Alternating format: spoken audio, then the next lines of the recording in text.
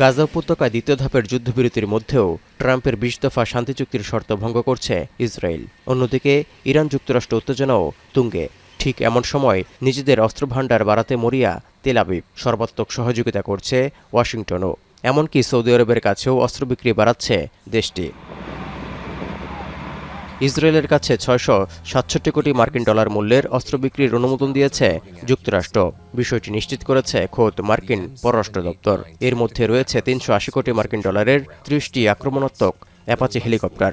এছাড়াও ১৯৮ কোটি মার্কিন ডলার মূল্যের সামরিক যান পাবে ইসরায়েল। অ্যাপাচি হেলিকপ্টারগুলো সরবরাহ করবে বোয়িং এবং লকহিড মার্টিন।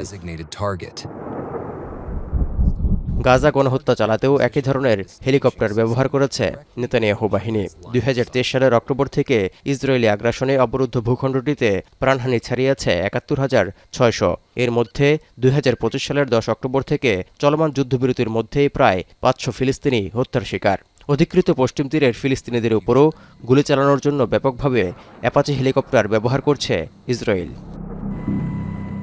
মার্কিন জাতীয় স্বার্থ রক্ষার জন্য ইসরায়েলের সামরিক শক্তি বৃদ্ধি এবং আত্মরক্ষামূলক সক্ষমতা বাড়াতে নতুন অস্ত্র বিক্রির অনুমোদন অত্যন্ত গুরুত্বপূর্ণ হিসেবে আখ্যা দিয়েছে ট্রাম্প প্রশাসন। যদিও প্রতি বছরই ইসরায়েলে বিলিয়ন ডলার মূল্যের সামরিক সরঞ্জাম পাঠায় যুক্তরাষ্ট্র, যার বেশিরভাগই সহায়তা।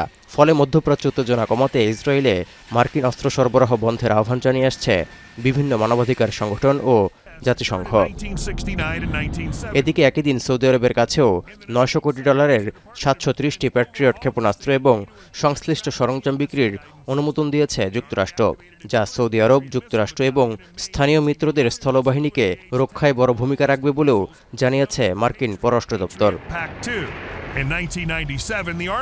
ইরানের দিকে মার্কিন যুদ্ধজাহাজের বিশাল বহর পাঠানোর বিষয়ে প্রেসিডেন্ট ডোনাল্ড ট্রাম্পের ঘোষণায় চলমান উত্তেজনার মধ্যেই রিয়াদ ও তেল আবিবের জন্য অস্ত্র বিক্রির অনুমোদন দিল ওয়াশিংটন।